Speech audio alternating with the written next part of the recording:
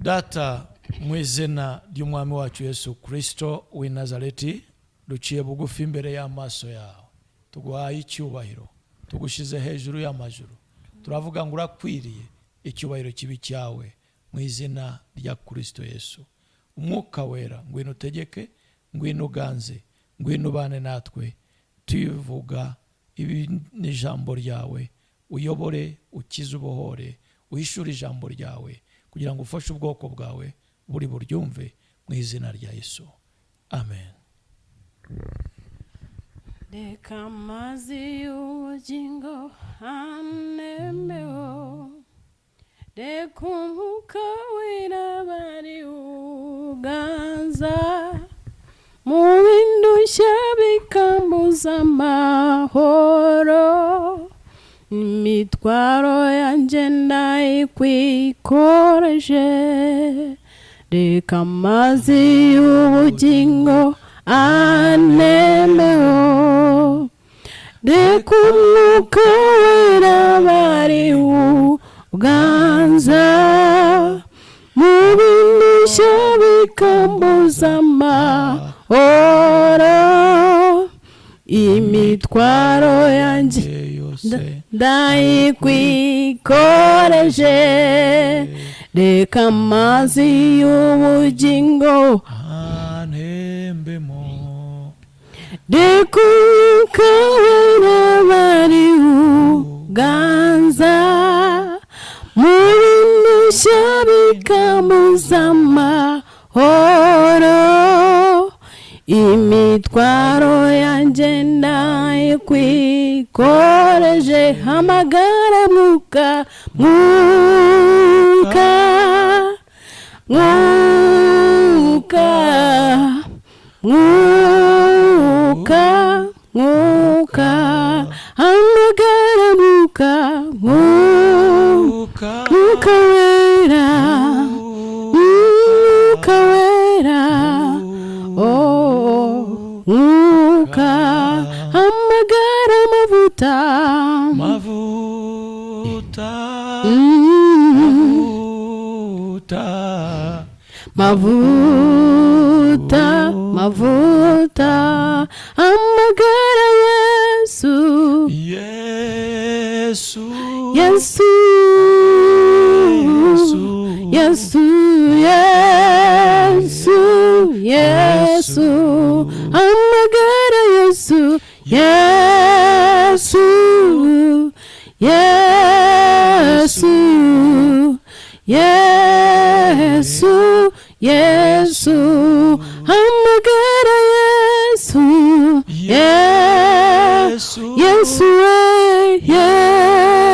Yesu, Yesu, Yesu, hamagara mufasha, mufasha, mufasha, mufasha, mufasha, hamagara mufasha, mufasha, Yesu, mufasha, mufasha, mufasha, hamagara mwuka, mwuka wera, mwuka,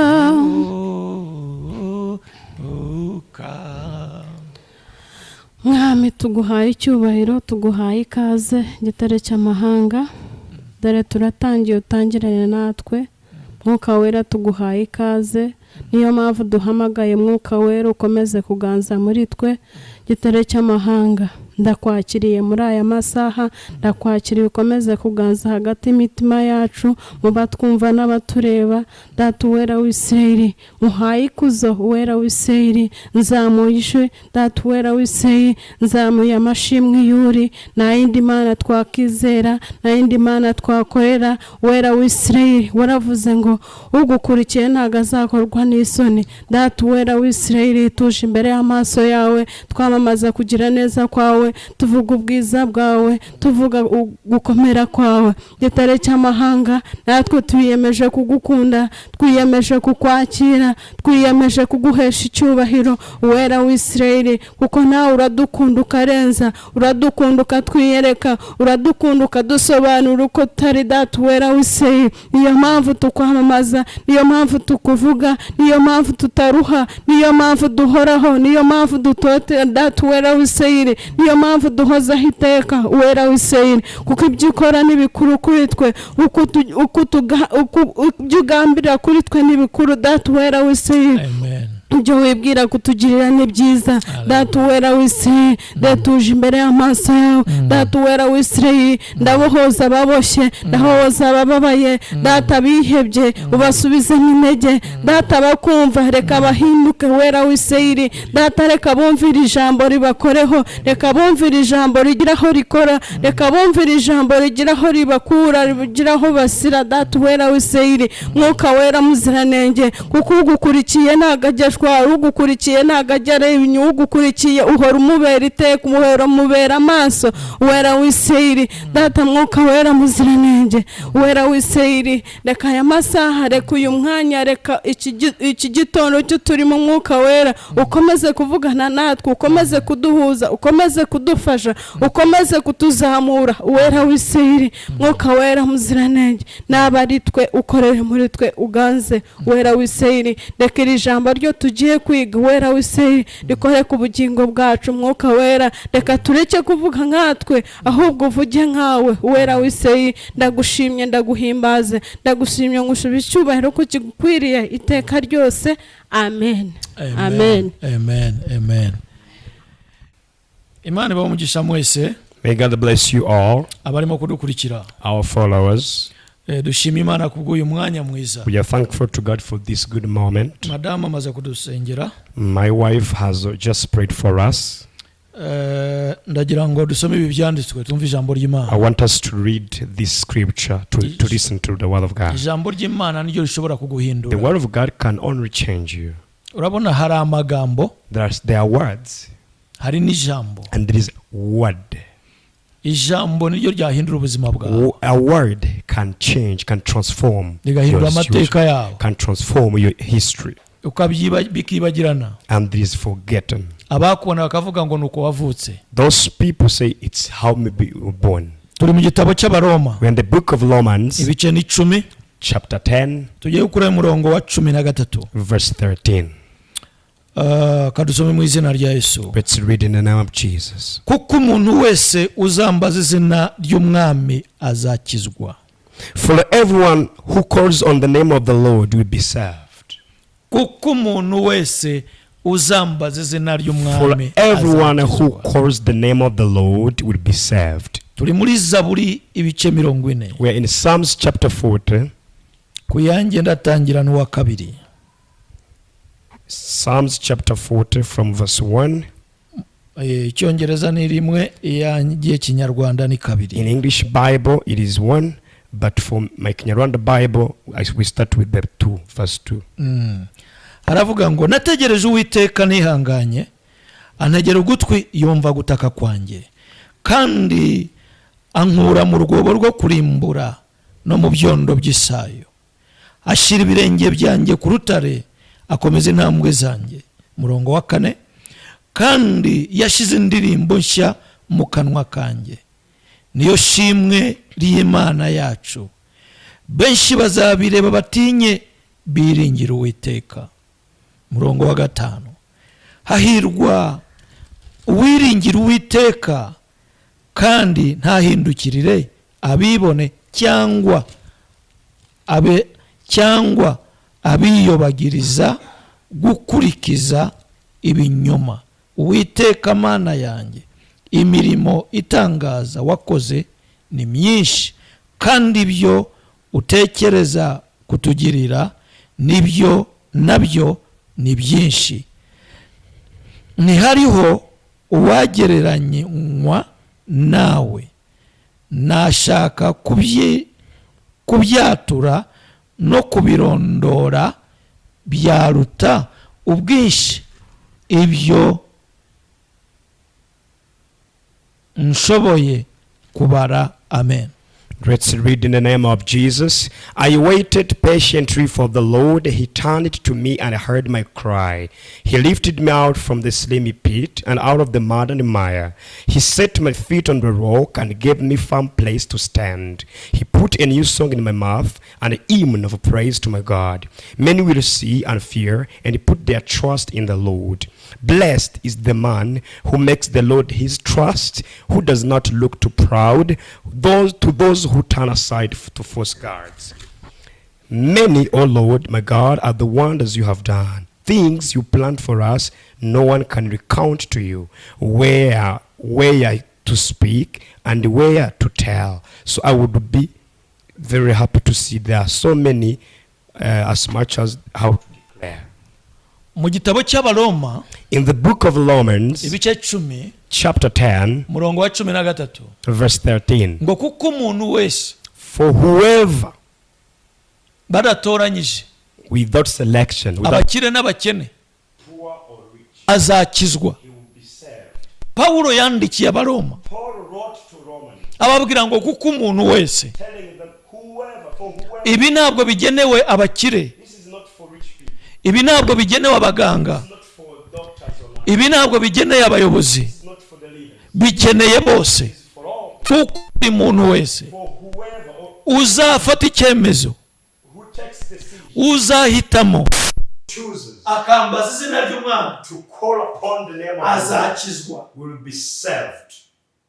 Aho niho nshaka rero. That is where I want to focus. Ikinyobera ni kimwe. Something confuses me. Uriyo ngiye urimo kurira. You are there crying. Uriyo ngiye urimo kubabara. You're over there suffering. Uriyo ngiye ufite ibibazo bidafite ibisubizo. You're over there with the problems, with a lot of problems. Ariko umuti nguyu, but this is a medicine. Nguzambaza izina ry'Umwami. Whoever calls on the name of the Lord, wikwiheba rero, do not be worried. Aho ureba bikomeye, where you see this difficult, aho ureba utabishoboye, you cannot do it, aho ureba udafite uhera, you cannot manage to, aho ureba nta gishoro ufite, there is no capital, aho ureba nta muryango ufite, there is no family, aho ureba abantu bagutaye, people forsook you, ibintu byose byiteye amababa biraguruka, all things through, usigaye wenyine, you are staying alone. Naje kukubwira, I have come to tell you, ngo nawe muri abo ngabo, among these people, bashobora kwambaza izina ry'Umwami, can call upon them, kandi bagatabarwa, and they will be answered, kandi bagakizwa, they will be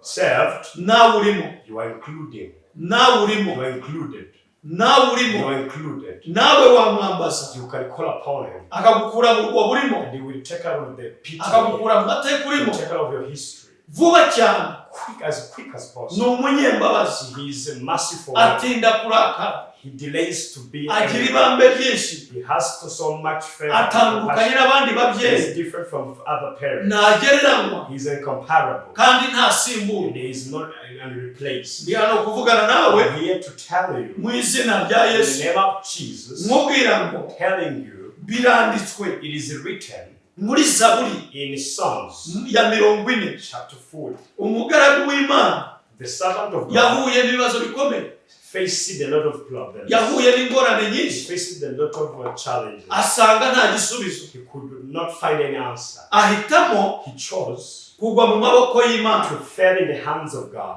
nicyo yahisemo, That's his choice. yahisemo kugwa mu maboko y'Imana, His choice was to fall in the hands of God.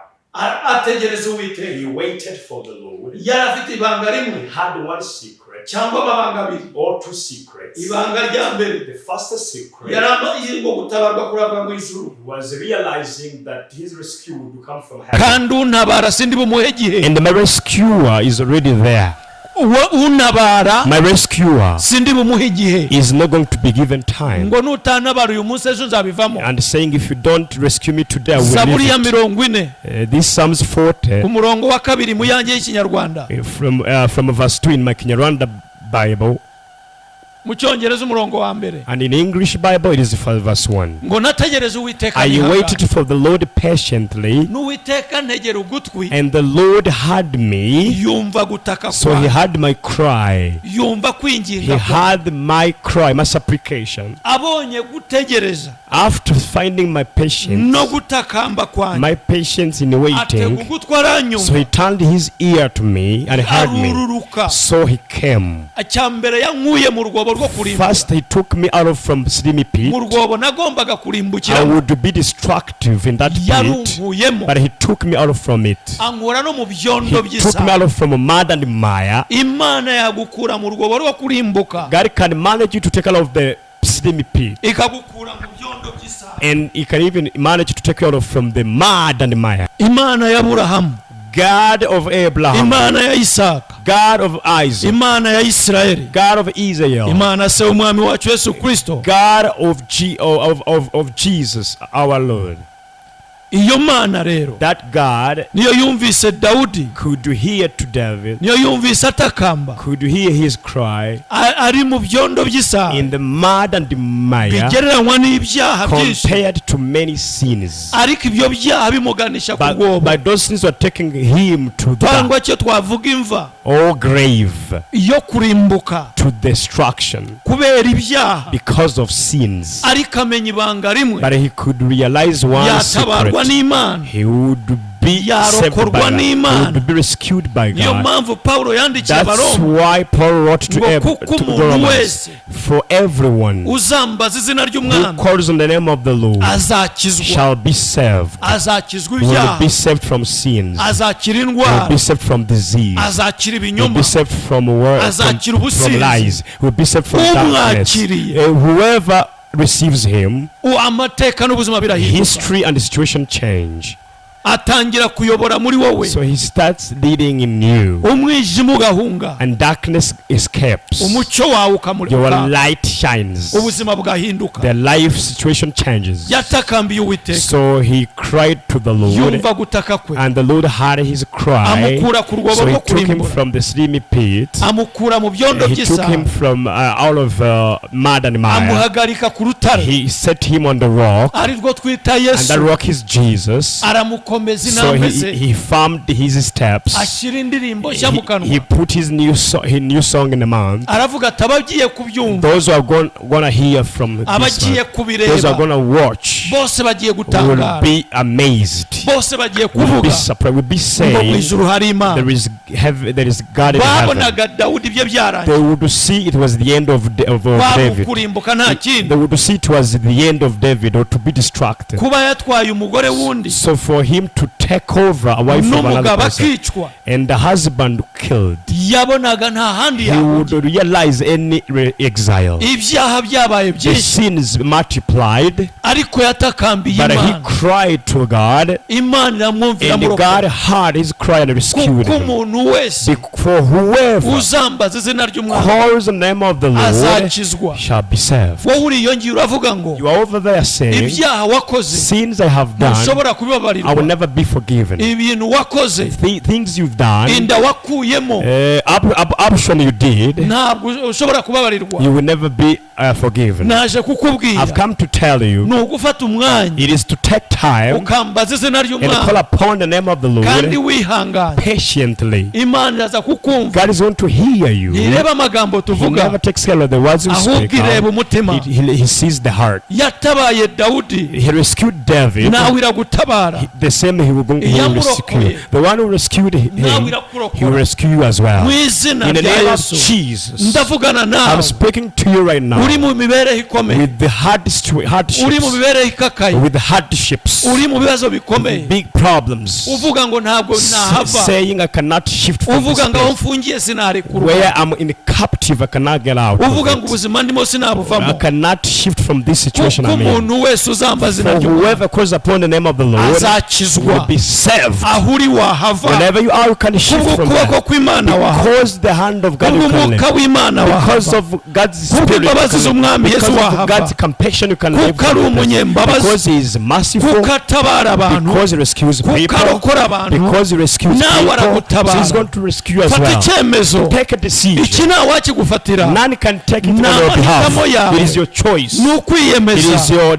ukamaramaza commitment, mu izina rya and you Yesu. become submissive to it in Imana the name of ikakugirira Jesus. neza. And God will bless you. Yatugiriye He neza. bless us. natwe yaratubabariye So he forgave us. natwe yaraturokoye He rescued us. n'abandi yarabatabaye He rescued nawe others. yagutabara. He can rescue. isi yagusiga The world can go abantu faster than you. bagusiga. People can go faster than amafaranga you. Money yagusiga can leave you. inshuti Friends zagusiga can leave you. wasigara mu You can be kirere left in the sky. wasigara You uhagaze can be left uri standing wenyine alone. ari kuyambaza But whoever calls uwo upon ari we him, wese whoever is that, iramwumva he comes to them, he ikamusubiza, hears them, and he answers ikamukiza, them. He rescues them. akongera akabaho. Again they get Mu izina refreshed. rya In the Yesu. name of Jesus, Ndashaka gusengana I want nawe. to pray with you. data mu izina rya Lord, in the name Yesu of Jesus, ndashaka gusengana I nawe. want to pray with you. data mu izina rya Yesu Lord, in the name of Jesus, nguhaye I icyubahiro give you honor. nzamuye Glory. abantu bose I raise all people. abo nzi n'abo nta Those who are not, those who don't know. abo mu bihugu byose From all countries. abarimo kudukurikira Those who are following us. ijambo ryawe ni rizima Your word is alive. ijambo ryawe ni ukuri Your word is true. uravuze ngo kuko umuntu You wese said for everyone uzakwambaza calls upon you azakizwa will be saved. data wumva ko abakwambaza Father, here, follow their umva aba cry. bantu barimo kukwambaza Those people are crying to you. twumve turimo kukwambaza Listen to us as we are crying to mwuka wera you. kurikirira Holy ijambo Spirit, follow this word. twumve turimo kukwambaza Listen to us, to our cry, our cries. udukize Heal us. ibitugose These things ibituzengurutse, surrounding, all our surroundings. udukize indwara Heal us from disease. udukize Heal ibibabazo us from problems. udukize ubugome Heal us from udukize enemy. ibinyoma Heal us from hatred udukize and ibidahesha lies. izina ryawe Heal us from those things that Mu izina disobey rya your name. Yesu. In the name of Jesus, Ndasengera ababaye I bose. pray for those afflicted Ndasengera abarushe people. bose. I pray for those people who Abafite are ibibazo bidafite burdens. ibisubizo. Those people with the problems without abarimo answers. gutezwa bya munara Those who are not on auction. abari mu bukene Those on the poverty. abihebye mu buryo Those are butandukanye worried in the Data, manner mu ways. izina rya Yesu. Jesus, in the name of, turatuma ijambo ryawe we send your word to rescue mwuka them. wera kurikira Holy abo Spirit, follow these Mwuka people. wera w'Imana. Holy Spirit of uhesha God, umwami Yesu icyubahiro bless Jesus. uhesha umwami Yesu icyubahiro Bless the Lord Jesus. uhesha umwami Yesu icyubahiro Give honor to Jesus. abadafite ibibazo abadafite ibisubizo Those who are babibone. without answers, may they find abarimo answers. kwirukana Those bagarurwe are running, bring them. in abakuwe them. mu kazi bagarurwemo Those who are sent away from their jobs, abakuwe may mu bring kazi them. babona agasumba Those who are sacked from jobs, bring them to hari their abamaze jobs. kwirukana mbona There are people who have been sacked hari abo already. Imana igiye guha akazi There are kuruta ko God, people bavuyemo employ them more than the one they've been sacked bari from. bihebeye kuko bavuye They mu have kazi been had worries because of the sack. ariko Imana igiye gushyira mu But God kazi is going to karuta take them to higher jobs than Mu they izina rya had. Yesu. In the name of Jesus. Mana babaye bakize Father, heal these people. abarwayi bakize Heal sick. abafite imitima ikomeretse Those with the broken hearts. tabara abo bantu Those with the hearts be with tabara them. abahohotewe Rescue the who are tabara abafite raped. ibibazo bitandukanye Those people with the Batume problems. ijambo We ryawe send your word mu bihugu in byose different countries. badukurikira bose Your followers, batabare rescue them. mu In izina rya the name Yesu of Jesus. mu maraso yanyu In tubashize your blood we set them. tubagotesheje uburinzi We bwawe surround them with your tubagotesheje protection. umuriro wawe We surround them with your fire. twirukanye We umwijima send away the fire, the twirukanye darkness. imyijima We send away the darknesses izina rya Yesu. in the name of Jesus. turatura amahoro We confess peace. turatura umucyo We wawe declare your light. dusenge ibihugu We byacu pray for our countries. tubisabye umutekano We ask security for dusenge this ibihugu country. byacu We pray for these countries. tubisabye We umutekano ask security for them. Iterambere. Prosperity, ubukungu wealth, kwaguka expansion, ubukire riches, umugisha blessing, agakiza salvation, no gukiranuka and righteousness mu baturarwanda bose in all Rwandans, batuye muri Afurika hose in all Africans, batuye mu isi yose in all global people, umugisha wawe in bless them. agakiza kawe Your salvation, umucyo wawe your light uganze may dominate. mu izina rya In the name Yesu of Jesus, amen amen. Imana ibahe umugisha May God bless you. bakunda We love you. kandi turabasengera And we pray for you as well. musharinga iyo message You can kindly share this message. muyihereza abandi You can share it with other people. mukore subscribe Subscribe, please. mushyigikire iyi channel YouTube yacu Kindly support our YouTube channel. yitwa Awakening Revival Mobile TV. It's called Awakening Revival Mobile ntabwo TV. twicara hamwe We don't stagnate in the same tujya mu place. bice We bitandukanye. travel different areas. ubushize mwatubonye Mahama Recently, you've seen us at Mahama, ku mupaka wa Tanzania. at the border of Tanzania. ubushize mwatubonye mu nsengero Recently, zitandukanye you've been seeing us in many churches mu bihugu bitandukanye. in many countries. turi mobile So we are mobile. tugenda hose. We move wherever. mudusengere rero namwe Pray for us kandi mudushyigikire and support us as tugere ku well, bantu b'Imana. so that we can reach turi people of abavuga God. butumwa. We are evangelists. hari abantu benshi There are batarakizwa. many people who are not yet saved. hari abantu benshi biyahura. And there are people who commit suicide. tugomba kugezaho ubutumwa We have bwiza. to reach them this sermon. murakoze cyane. Thank you so amahoro much. y'Imana abane May nawe peace of God be mu with you. izina rya Yesu. In Jesus' name, Amen. amen. Bye. Bye.